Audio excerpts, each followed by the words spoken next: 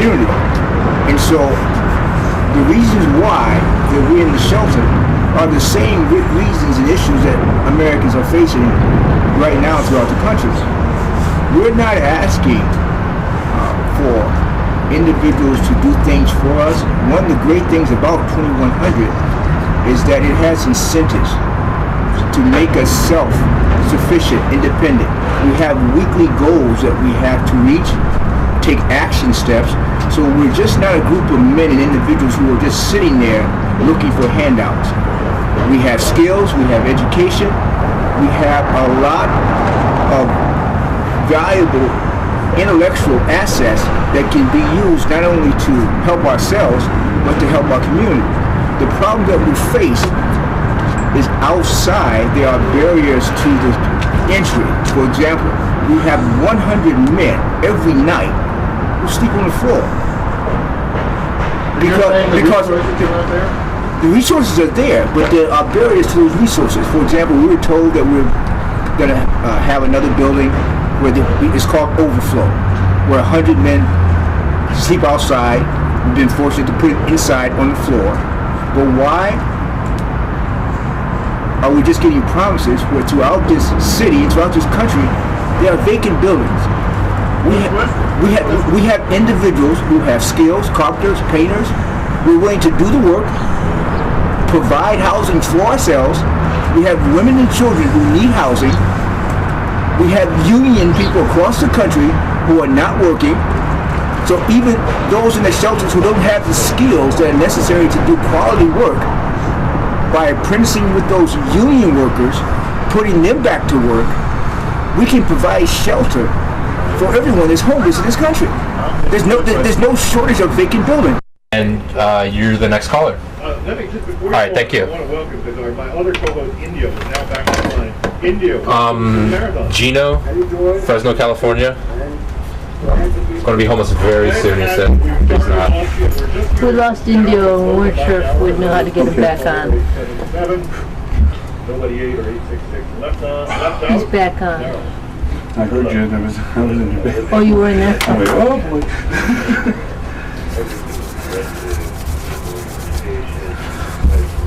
You know, it's funny, when my kids started moving away from home, they would say, Mom, just write down the recipe for this favorite dish that Mom always made, right?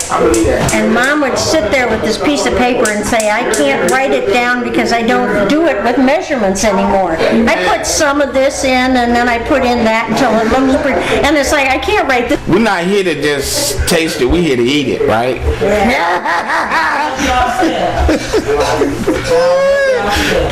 Nah, get him loud. Look at that loud.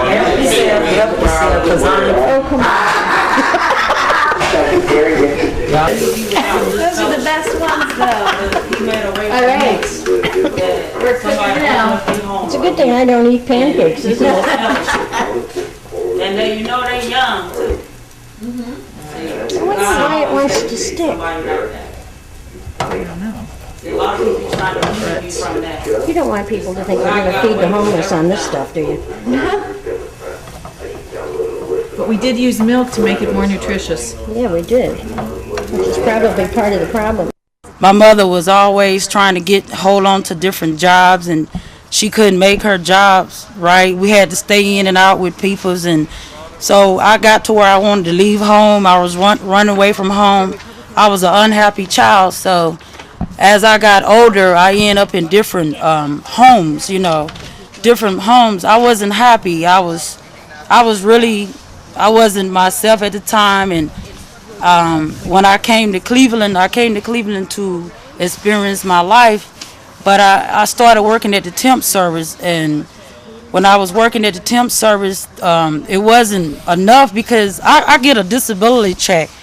And I went to the mental health and different places reaching out, and they couldn't help me reach my destiny or my needs, the things that I was trying to do with myself.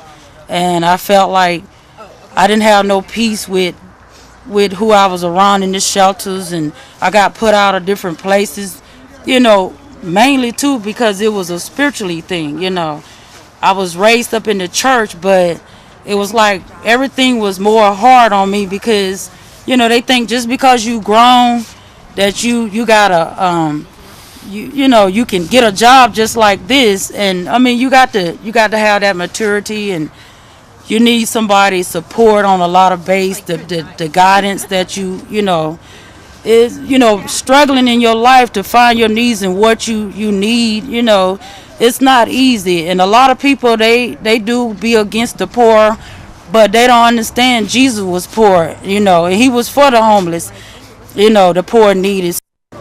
I'm not giving up, and I don't want nobody to feel sorry for me, you know, and I know I'm a strong woman because I've been living under the bridges. I've been living on 21st and Superior, right in front of the Plain Dealer.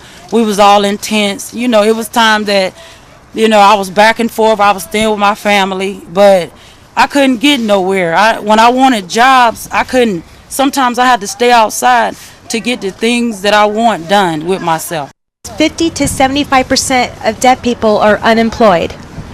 Forgive my ignorance, but you would think this is the computer age and a deaf person can do a keyboard data entry job, lots of things like that where you don't have to hear. Exactly. Saying, you know, like the companies will not hire a person because they're deaf, and they're like, oh, it'd be a big liability to hire a deaf person.